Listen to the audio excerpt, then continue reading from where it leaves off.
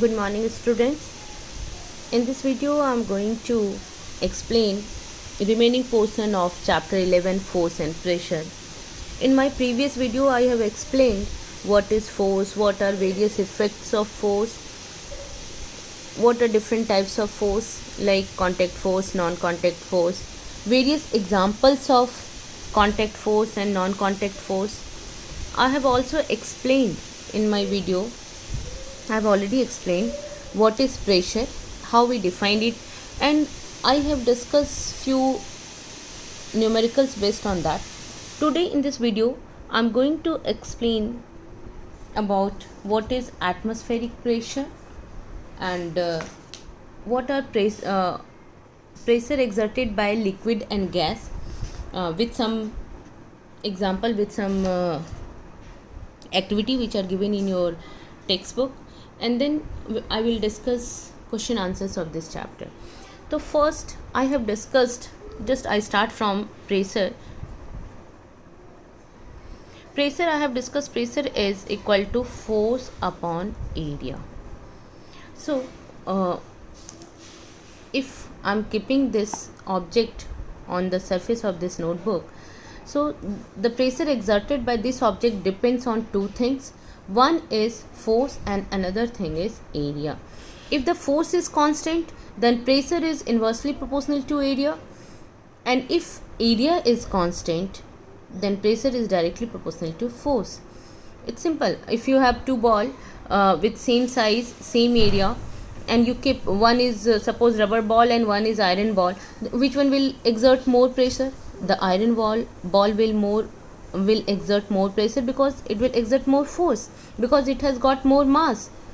Actually force you will study in 9th standard, but I'm just giving a brief information about this force. Force क्या होता है? Force is equal to actually mass into acceleration. तो force किस पे depend कर रहा है? Mass पे. Mass is amount. देखो जनरली हम क्या बोलते हैं कि हमारा वेट इतना है, suppose 60 kg, 50 kg. Actually this weight जो हम बात करते हैं, this is mass, not weight. Weight क्या होता है? जब हम उसे ग्रेविटेशनल एक्सेलरेशन से मल्टीप्लाई कर देते हैं, then it becomes weight. So you will be surprise to know that if I say my weight is 60 kg, actually 60 kg, for example 60 kg is mass. What is our weight? My weight will be 60 into, उसको हम gravitational acceleration जिसकी value 9.8 होती है, approximate हम 10 ले लेते हैं, उससे मल्टीप्लाई करते हैं तो हमारा वेट होता है. तो scientifically my weight is 600 Newton, not 60 kg. 60 kg is my mass. But हम बोलचाल की लैंग्वेज में हम ऐसे बात करते हैं कि हमारा 60 kg वेट है या 50 kg वेट है, तो scientifically we are talking wrong actually. So मैंने बताया कि आप डिटेल में ये पढ़ोगे आप स्टैंडर्ड 9th में. F इज इक्वल टू होता है ma, mass into acceleration. Now I come to the topic pressure exerted by liquid and gas. देखो अभी तक मैंने जितनी चीज़ें डिस्कस की हैं, हमने एग्जाम्पल्स लिए हैं, वो सॉलिड ऑब्जेक्ट का लिया है. So do liquid and gases also exert pressure? Yes they do. Liquid and gas also exert pressure on their surrounding. मैं थोड़ा एग्जाम्पल एक्टिविटी के थ्रू बताऊंगी. Pressure exerted by liquid and gas.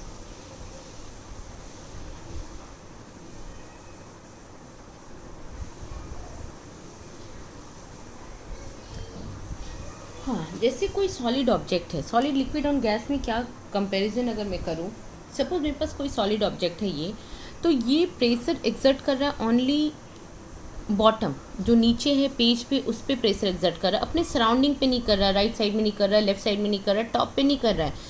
The pen is exerting pressure only on the notebook, not other side of the pen.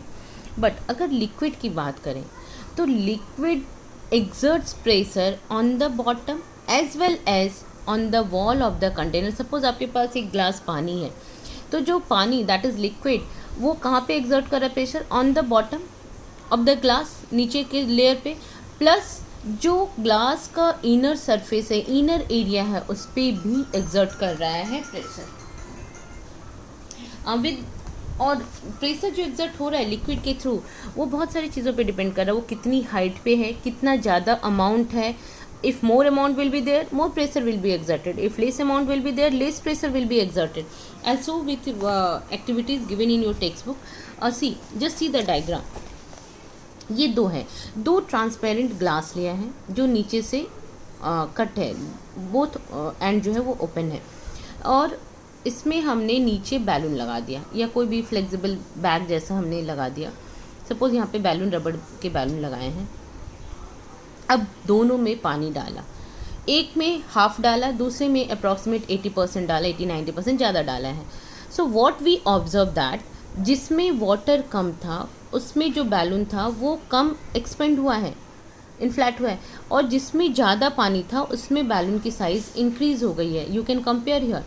That means more amount of water exerting more pressure, less amount of water exerting less pressure, and that's why ये जो यहाँ पे इसने rubber seat use किया, rubber seat हम use कर सकते हैं या बैलून यूज़ कर सकते हैं। ये जो बल्ज आया है इस बैलून में या रबर सीट में, here it is more than in this case. So अगर हाइट ज़्यादा एयर कॉलम की तो हमारे पास प्रेशर भी यहाँ पे ज़्यादा एग्जर्ट होगा। सिंपल सा एक और मैं एग्जांपल देती हूँ। एक्चुअली मैं बताऊँगी कितना होता है प्रेशर। जितना पानी के अंदर हम जितना जाते हैं, either you go in the swimming pool और in the river when you swim, और if a diver goes inside the sea water, बहुत नीचे जाता है, जितना ज़्यादा वो नीचे जाता है उसके ऊपर प्रेशर उतना ज़्यादा इंक्रीज़ होता रहता है। द प्रेशर अगर हमें निकालना हो, मैं एक फार्मूला बताती हूँ लिक्विड का। Pressure P is equal to ρgh होता है। ये आप इतना याद करने की ज़रूरत नहीं है, you don't need to remember this formula, I am just giving you extra information here. Rho is density, density आप समझते होगे, नहीं समझते हो तो कोई बात नहीं, बाद में मैं एक्सप्लेन कर दूंगी। G है gravitational acceleration and H is the height. तो मैं एक सिंपल सा चीज़ बताती हूँ कि अगर एक पाइप है और इसमें हमारा यहाँ पे वाटर है, सपोज़ यहाँ तक वाटर है, अगर कोई ऑब्जेक्ट यहाँ पे है और दूसरा ऑब्जेक्ट यहाँ पे है, तो ये ऑब्जेक्ट जितना प्रेशर फील करेगा उससे ज़्यादा ये यहाँ पे प्रेशर फील करेगा। अगर ये 1 मीटर के डिस्टेंस पे है और ये 10 मीटर के डिस्टेंस पे है, तो ये इससे 10 टाइम्स ज़्यादा प्रेशर फील करेगा। तो जैसे जैसे कोई भी डाइवर अगर अंदर जाता है सी में, तो जितना नीचे जाता है उसके ऊपर प्रेशर उतना ज़्यादा बढ़ता जाता है। Pressure depends upon the density of the liquid, pressure depends upon the gravitational acceleration G, and pressure depends upon the height.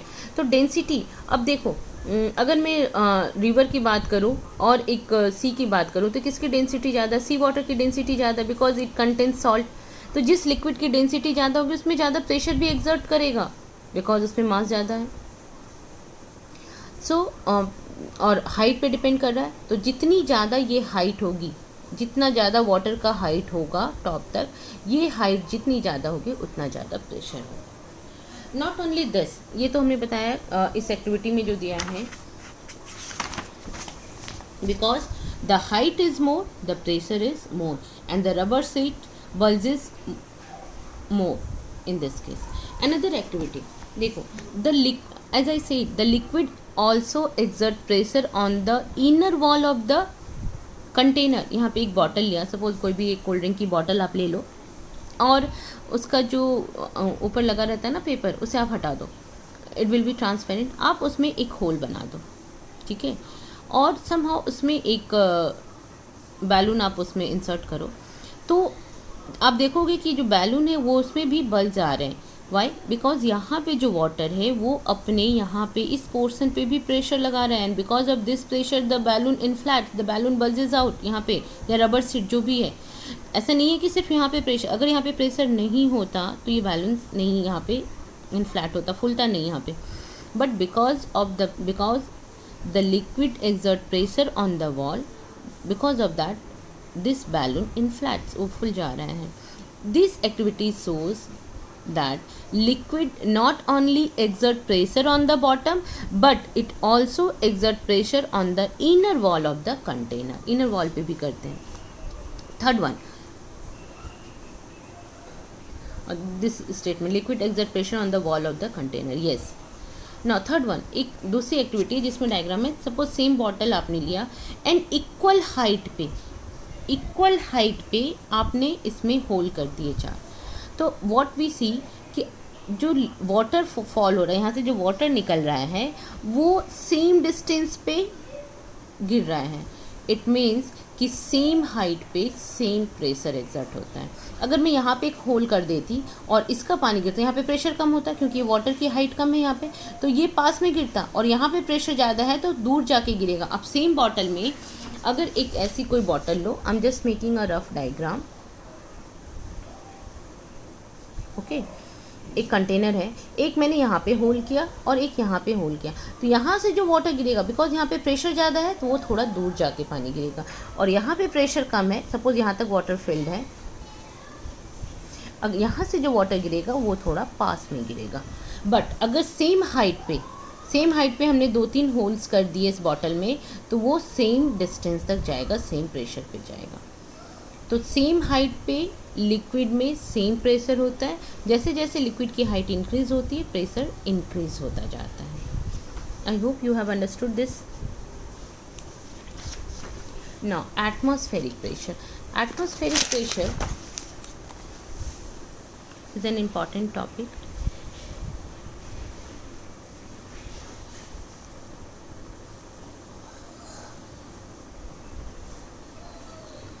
See, in the name it's written only atmospheric pressure. The pressure exerted by atmosphere is known as atmospheric pressure. Once again, the atmospheric pressure is the pressure which is exerted by the atmosphere on any object. किसी भी object पे जो pressure लग रहा है because of atmosphere, that is atmospheric pressure. आपको पता है कि अर्थ के, मैं अगर अर्थ का एग्जांपल लूँ, अर्थ के चारों तरफ पूरा एक गैसेस इन्वेलप है which we call it atmosphere, और ये जो हाइट है इट्स अप्रॉक्सीमेटली 120 किलोमीटर का डेप्थ है। तो ये जो एयर कॉलम है किसी भी ऑब्जेक्ट पे, because of this air column जो हमारे एटमॉस्फेयर में है, उससे बहुत ज़्यादा प्रेशर एक्सर्ट होता है। Even on a human being, अगर मैं बात करूँ, एक ह्यूमन बीइंग है, तो जैसे यहाँ पे दिया हुआ है, देखो इस टाइम में ये एक पर्सन है और इसके ऊपर इसने एक एरिया कंसिडर किया, सपोज 15 इंटू 15 सेंटीमीटर का। तो 15 इंटू 15 सेंटीमीटर के एरिया पे जो एयर कॉलम की वजह से प्रेशर लग रहा है, दैट इज़ अप्रॉक्सीमेटली 225 kg का प्रेशर लग रहा है, या 2250 न्यूटन इस पे फोर्स अप्लाई हो रहा है इस एरिया पे। 15 इंटू 15 सेंटीमीटर का हम एरिया लें, अप्रॉक्सीमेटली एरिया ऑफ हेड, हम अपने हेड का 15 इंटू 15 सेंटीमीटर अगर सपोज मान लेते हैं, तो उस पर कितना वेट है, 2250 न्यूटन या 225 kg। अप्रॉक्सीमेट अगर मैं बोलूँ कि 40-50 kg का पर्सन है, तो अप्रॉक्सीमेट 5% अगर आपके सर पे खड़े हों और जितना प्रेशर लगे उतना ज़्यादा प्रेशर लगता है हमारे हेड पे, हमारी बॉडी पे। सो हम दब क्यों नहीं जाते, इतना ज़्यादा प्रेशर लग रहा है तो इफेक्ट तो होना चाहिए। इतना प्रेशर किसी चीज़ पे आप रखो तो कितना ज़्यादा दब जाएगा। तो सेम थिंग, जितना प्रेशर हमारे बॉडी में लग रहा है एक्सटर्नली, उतना ही प्रेशर ब्लड वेसल्स जो हैं हमारे आर्टरीज एंड वेन में लगा रहे हैं, हमारे बॉडी में अंदर से लग रहा है। इट्स लाइक कि एक ऑब्जेक्ट है, आप इधर से भी उतना ही प्रेशर लगा रहे हो, इधर से भी इतना ही प्रेशर लगा रहे हो, तो क्या होगा, बीच में रहेगा। So this is the reason कि एक्चुअली जो प्रेशर है जो हमारी बॉडी में अंदर से लग रहा है, that is equal to the atmospheric pressure, and दोनों प्रेशर जो है that cancel the pressure the pressure which is exerting from inside our body cancels the pressure which is exerting from outside, और फिर हमें पता नहीं चलता। देखो actually you must have heard कि जब किसी बेबी का बॉर्न होता है, कोई बेबी बॉर्न होता है, तो बर्थ के तुरंत बाद ही और शी स्टार्ट्स क्राइंग, वो बहुत ज़्यादा रोने लगता है, और अगर वो नहीं रोता है देन डॉक्टर डॉक्टर्स लोगों को टेंशन हो जाती है कि बच्चा क्यों क्यों नहीं रो रहा है. What is the reason actually उसके पीछे कि बच्चा क्यों रोता है. जब वो अपनी मदर के यूटेरस में होता है अंदर, तो उस पर वो लिक्विड में फ्लोट होता रहता है, उसमें एटमॉस्फेरिक प्रेशर नहीं फील होता है. जब वो बाहर आता है तो because of atmospheric pressure suddenly उसके ऊपर बहुत ज़्यादा एटमॉस्फेरिक प्रेशर लगता है, and because of that he starts crying. So I hope you have understood this atmospheric pressure. Atmospheric pressure के बहुत सारे एप्लीकेशन हैं. Application of atmospheric pressure.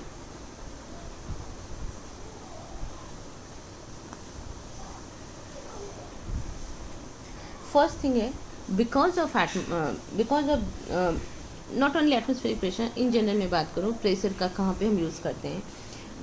Pressure due to blood vessels, जो हमारे ब्लड वेसल्स के inner part में जो pressures लग रहा है, because of that pressure blood moves throughout our body. हमारी बॉडी में जो मूव कर रहे हैं उसकी वजह से हमारी बॉडी में मूव करता है. एक्चुअली हार्ट में ह्यूमन हार्ट के 4 चैम्बर्स होते हैं. तो ह्यूमन हार्ट का चैम्बर जब वो कॉन्ट्रैक्ट होता है तो हार्ट से ब्लड हमारी पूरी बॉडी में फ्लो करता है. And because of that pressure, तो ब्लड मूव कर रहा है हमारी बॉडी में एक पार्ट से दूसरे पार्ट तक बिकॉज ऑफ ब्लड प्रेशर. आपने घर में एग्जाम देखा होगा बहुत बार, कोई चीज़ हमें हैंग करनी होती है तो रबर सकर वाली चीज़ होती है जिसको हम वॉल पे लगा देते हैं, उसको वॉल पे लगा देते हैं. तो इट्स लाइक राउंड कलर का रबर का होता है. वो कैसे, और वो वॉल पे फिक्स हो जाता है. वो कैसे फिक्स होता है, एक्चुअली जब हम उसे स्टिक करते हैं यहाँ पे, तो रबर के अंदर की जो एयर है वो बिल्कुल निकल जाती है. हम उसे बहुत प्रेशर करके उसे दबा के रखते हैं, तो उसके अंदर कोई एयर नहीं है तो प्रेशर नहीं लग रहा. तो एटमॉस्फेरिक प्रेशर उस पर ऊपर से लग रहा है, और जब ऊपर से एटमॉस्फेरिक प्रेशर लग रहा है तो because of atmospheric pressure it remains there. उस पर फोर्स लग रहा है, प्रेशर लग रहा है, तो वहाँ पे स्टिक हो जाता है. ये जो इतने सारे इंसेक्ट हैं, लिजर्ड है, छिपकली, जिससे बहुत बच्चे डरते भी हैं, वो वॉल पे कैसे चल सकता है. उनके लेग्स में बहुत सारे माइन्यूट टाइनी सक्सन होते हैं, सक्सन कप्स बोलते हैं, वही रबर कप की तरह. वो जब वॉल पे उसको ऐसे फिक्स कर देते हैं. उन्होंने जैसे उसको फिक्स किया, उसके अंदर की एयर निकल गई और वो जो उसके लेग्स हैं वो उस पर चिपक जाते हैं, और फिर वो उसकी वजह से दीवार पे खड़े रह सकते हैं. ग्रेविटी की वजह से वो नीचे नहीं फॉल होते हैं. हम कोल्ड ड्रिंक पीते हैं या कोई भी चीज़ जब हम स्ट्रॉ से पीते हैं तो कैसे हमारे अंदर हम उसे सक कर पाते हैं. सपोज़ एक ये चीज़ है, एक कोई वेसल है, मैं एग्जांपल दे, और इस पर एक स्ट्रॉ है और यहाँ पे लिक्विड फिल्ड है. जब हम स्ट्रॉ के एयर को सक करते हैं तो स्ट्रॉ के अंदर प्रेशर कम हो जाता है. स्ट्रॉ के अंदर प्रेशर कम है लेकिन इसके चारों तरफ प्रेशर ज़्यादा है. तो because outside of the straw pressure is more, so because of that more pressure जो लिक्विड है वो इस स्ट्रॉ के अंदर राइज कर जाता है और फिर हम उसे पी सकते हैं. सो यहाँ पे भी बिकॉज ऑफ प्रेशर, एटमॉस्फेयर जो है, एयर जो वो यहाँ पे प्रेशर लगा रहा है, उसकी वजह से ये सारी चीज़ें इस पर प्रेशर लगा रही हैं. और जब पाइप के अंदर का प्रेशर कम हुआ, प्रेशर क्यों कम हुआ, क्योंकि हमने एयर सक कर लिया. तो जब इसके अंदर का प्रेशर कम हुआ और बाहर प्रेशर ज़्यादा है, तो उस प्रेशर की वजह से लिक्विड जो है वो स्ट्रॉ में राइज करता है और हम कोई भी ड्रिंक ले सकते हैं. Another example, vacuum cleaner. Vacuum cleaner आपने देखा होगा अपने घर में या कहीं पे भी लोग उसे यूज़ करते हैं. तो वैक्यूम क्लीनर से हम क्या करते हैं, जो डस्ट पार्टिकल्स हैं वैक्यूम क्लीनर उसे अपने अंदर सक कर लेता है. एक्चुअली होता क्या है, वैक्यूम क्लीनर के अंदर प्रेशर बहुत कम होता है, वेरी लो प्रेशर, और बाहर सराउंडिंग में प्रेशर ज़्यादा है. तो because of this pressure difference जो भी डस्ट पार्टिकल या दूसरी चीज़ें हैं वो उस हाई प्रेशर की वजह से जो आउटसाइड से उसे लग रहा है वो उसके अंदर चला जा रहा है. यहाँ प्रेशर नहीं है, ये सपोज ये वैक्यूम क्लीनर है, इसके अंदर प्रेशर बहुत कम है, नहीं कि बराबर, नेग्लिजिबल है, और इसके बाहर the pressure inside the vacuum cleaner is low and the pressure outside the vacuum cleaner is more, and because of this pressure difference the dust particles goes inside the vacuum cleaner. Another example, simple से जो आप घर में करते हो, everyday morning toothpaste से paste निकालना. तो आप उसे प्रेशर करते हो, फोर्स लगाते हो, because of that force pressure exert होता है और प्रेशर की वजह से टूथपेस्ट से पेस्ट बाहर आ रहा है। परफ्यूम की बॉटल हो, स्प्रे बॉटल हो, लेमन से लेमन जूस एक्सट्रैक्ट करना हो, this all things are due to the pressure. So एक बहुत ही इंटरेस्टिंग सा यहाँ पे एग्जांपल दिया हुआ है पुराना कि एक 51 सेंटीमीटर के 2 हेमिस्फेयर बनाए गए, उन एक स्फेयर जैसा उनको बीच में से कट किया गया एंड समहाउ उसके अंदर से वैक्यूम जितना एयर था उसको बाहर निकाल लिया गया। मतलब इस 2 हेमिस्फेयर के बीच में बिल्कुल भी कोई एयर नहीं है, ओनली वैक्यूम है। एंड देन इस दोनों हेमिस्फेयर को बहुत सारे, कितने हैं, आई थिंक 1 2 3 4 5 6 7 8 दिया होगा, 8 हॉर्सेस से इधर भी और इधर भी पुल किया गया। देन ऑल्सो ये दोनों जो हेमिस्फेयर्स थे सेपरेट नहीं हो पाए। जस्ट इमेजिन कि एटमॉस्फेरिक प्रेशर इस क्यों नहीं हो पा रहे, क्योंकि अंदर से कोई प्रेशर नहीं है और यहाँ इनके आउटर सरफेस पे एटमॉस्फेरिक प्रेशर लग रहा है। एंड वो एटमॉस्फेरिक प्रेशर इतना ज़्यादा है कि उस एटमॉस्फेरिक प्रेशर की वजह से, उस फोर्स की वजह से ये दोनों हेमिस्फेयर आपस में जॉइंट हो गए, जिसको 16 हॉर्सेस का पावर भी सेपरेट नहीं कर पाया। So you can imagine how much is the atmospheric pressure. Now, I hope you have understood this chapter. I will discuss the question answers now. All the answers of exercise question, and these questions, as usual, first you have to make the video. You have to write the information given in this video, and then you have to write the answers of all the questions. Answers examples हैं तो आप अपनी कुछ दूसरे examples भी दे सकते हो, जो मैं दूँ वो ज़रूरी नहीं है, but it should be right. Give 2 examples each of situations in which you push और pull to change the state of motion of object. किसी भी ऑब्जेक्ट्स के मोशन के स्टेट में चेंज करना, इधर वो मोशन में है या वो रेस्ट में है, तो आप उसमें पुश कर रहे हो, उसे पुश कर रहे हो या उसे पुल करो। इसके 2 एग्जाम्पल दो। आप कुछ भी कर सकते हो। एक मूविंग बॉल है, आपने फोर्स लगाया या उसे और पुश कर दिया, फोर्स लगाया, पुश किया, वो ज़्यादा फास्ट मूव करने लग गया। कोई ऑब्जेक्ट रेस्ट में है, मैंने उस पर फोर्स लगाया, पुश किया इस ऑब्जेक्ट को, तो ये मोशन में आ गया। So this are the examples. Give 2 examples of situation in which applied force causes a change in the shape of the object. Shape change हो रहा है, तो शेप चेंज हो रहा है, सिंपल सा एग्जाम्पल है, when we mix the dough for making the rotis, उस समय उसका शेप चेंज होता है। हम इधर से प्रेशर डालते इधर से डालते। When we roll out the dough to make roti, वो उसका शेप चेंज हो जाता है, साइज़ बड़ी हो जाती है। When we pull the spring, the size of the spring changes, shape भी उसका चेंज हो जाता है। वो पहले थोड़ा सा ऐसे छोटे होंगे, वो फिर बड़ा हो जाएगा। So many examples you can give. To draw water from a well we have to at the rope. यहाँ पे फिल इन द ब्लैंक्स, हमें क्या करना है। To draw water from a well we have to dash at the rope. हमें rope पे क्या करना है, रोप को पुल करना है। टू पुल द, एट नहीं होगा, to pull the rope. A charge body dash an uncharge body towards its. A charge body attracts an uncharge body. To move a loaded trolley we have to push it. ये trolley है loaded, इसको हमें move कराना है तो क्या करेंगे, हम पुश करेंगे।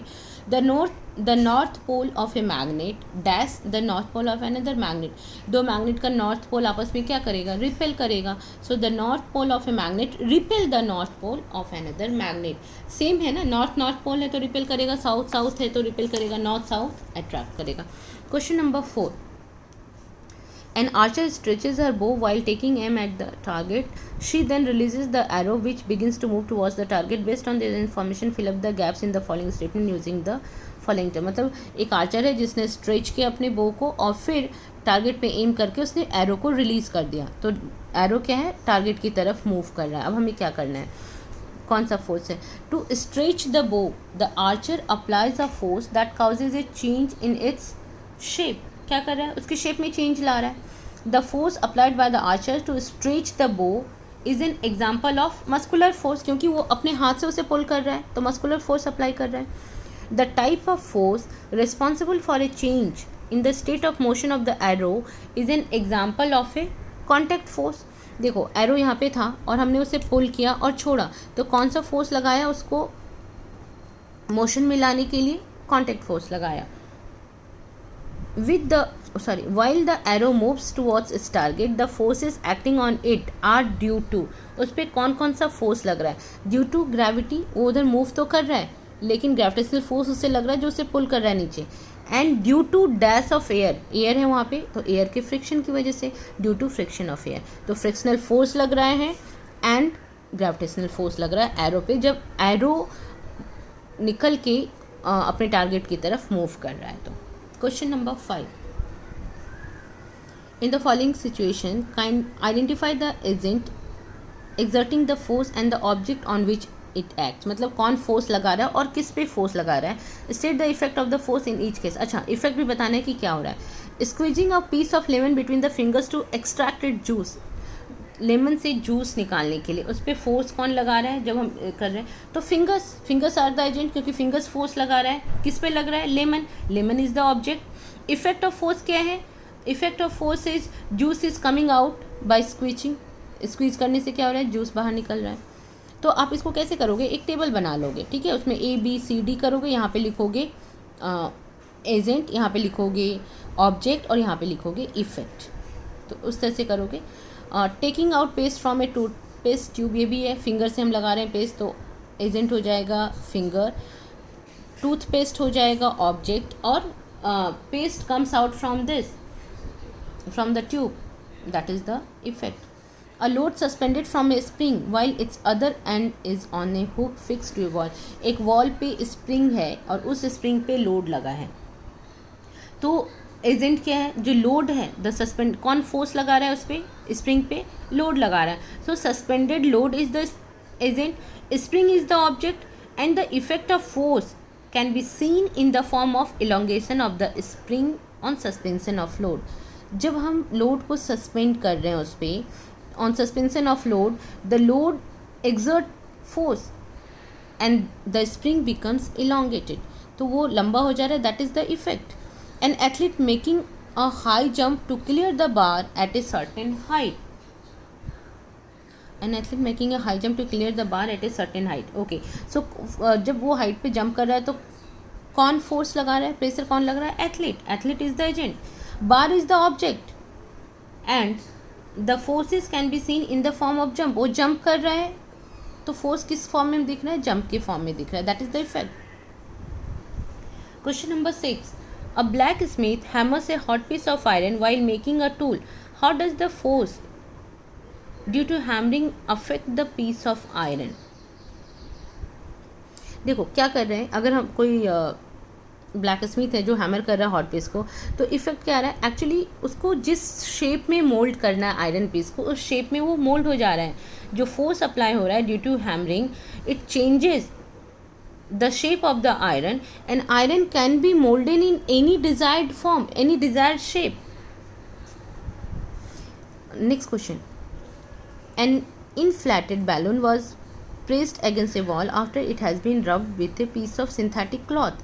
It was found that the balloon is stick to the wall. What force might be responsible for the attraction between the balloon and the wall? ये हर कोई बता सकता है. बैलून को हमने रब कर लिया सिंथेटिक क्लॉथ से और उसे वॉल पे चिपका दिया थोड़ी देर के लिए, परमानेंटली नहीं होगा. तो which force is here acting between the balloon and the wall? This is the electrostatic force, जो कि ग्रेविटेशनल फोर्स के अगेंस्ट लग रहा है, क्योंकि अगर इलेक्ट्रोस्टैटिक फोर्स नहीं होता तो ग्रेविटेशनल फोर्स की वजह से बैलून नीचे गिर जाता. So here electrostatic force is responsible for the sticking of a balloon with the wall. Name the forces acting on a plastic bucket containing water held above ground level in your hand. Discuss why the forces acting on the bucket do not bring a change in the state of motion. जब आप एक bucket full of water hold करते हो अपने हाथ में, तो उस पर उस कंडीशन में क्या क्या फोर्स उस पर लग रहा है? सबसे पहले तो मस्कुलर फोर्स लगेगा. एक्चुअली दो फोर्स हैं, एक मस्कुलर फोर्स है, दूसरा ग्रेविटेशनल फोर्स है. बकेट ले लो, या सपोज मैं ये पेन ही होल्ड कर रही हूँ. अगर मैं इस पेन को होल्ड कर रही हूँ, then I am applying muscular force on this pen. तो मस्कुलर, बट ग्रेविटेशनल फोर्स भी इस पर लग रहा है डाउनवर्ड डायरेक्शन में. You know all the objects experience gravitational force. तो ये बकेट क्यों नहीं नीचे गिर रहा? Because the muscular force is balancing the gravitational force. This muscular force हम इसे ऊपर लगा रहे हैं, खींच रहे हैं, और ग्रेविटेशनल फोर्स नीचे खींच रहा है। Both the forces are opposite to each other and that's why the net force is zero, balance force लग रहा है। And because of this what was the question? Because of this bucket do not bring a change in its state of motion. उसमें कोई changes नहीं आ रहे, हम उसे पकड़ के ऐसे खड़े रह सकते हैं। A rocket has been fired upward to launch a satellite in its orbit. Name the two forces acting on the rocket immediately after leaving the launching pad. जैसे उसने लॉन्चिंग पैड से छोड़ा, रॉकेट गया, उस पर क्या फोर्स लगे? एक तो ग्रेविटेशनल फोर्स लगेगा जो उसे पुल बैक करेगा, एंड दूसरा उस पर फोर्स लगेगा फ्रिक्शन फोर्स, क्योंकि वो एयर में मूव कर रहा है। लॉन्चिंग पैड से जब वो बाहर निकला तो एटमॉस्फेयर में because of air friction force लग रहा है। So two forces will be there, one is gravitational force and the other is frictional force. Question number 10, when we place the bulb of a dropper with its nozzle kept in water, air in the dropper is seen to escape in the form of bubble. Once we release the pressure on the bulb, water gets filled in it. The rise of water in the dropper is due. देखो dropper आप लोगों ने भी use किया हुआ। अगर हम उसे वो लिक्विड में किसी वाटर में डाल के ऐसे प्रेस करते हैं तो उसके अंदर का जो एयर है वो बाहर निकल जाता है, क्योंकि हम उस पर प्रेशर लगा रहे हैं, उसे स्क्वीज कर ऐसे दबा रहे हैं, तो एयर बाहर निकल गया और वो एयर बबल के फॉर्म में वाटर से बाहर निकल गया। बट जैसे आप फिंगर रिलीज़ करते हो, अब ड्रॉपर के अंदर तो कोई एयर नहीं है तो वहाँ पे प्रेशर कम है, but outside the dropper pressure ज़्यादा है। तो because of the pressure of the rise of water in the dropper is due to the pressure of water, gravity of और shape of the atmospheric pressure. Liquid के ऊपर atmospheric pressure लग रहा है, मैंने भी एग्जांपल दिया था स्ट्रॉ वाला। The same cheese you can understand. ये ड्रॉपर है, इसमें जब हमने इसको स्क्वीज किया तो इसके अंदर का एयर निकल गया और इस पर एटमॉस्फेरिक प्रेशर लग रहा है इस लिक्विड पे। अब because of this atmospheric pressure ये जो लिक्विड है, वाटर है, वो क्या था, ड्रॉपर के इनसाइड में वो चला जाता है। तो your answer will be atmospheric pressure. So students, today till now only, you can discuss if you have any doubt you can discuss me in the live class, and if next class I will give you some extra questions. In fact I should give you now, if I have some extra just few extra question I'm giving, and it's very short answer type. Along with this you are going to also write this 10 extra questions, very short answer type. Just see these questions. You can pause the video and then you can write the answers of these questions. Okay, thank you everyone.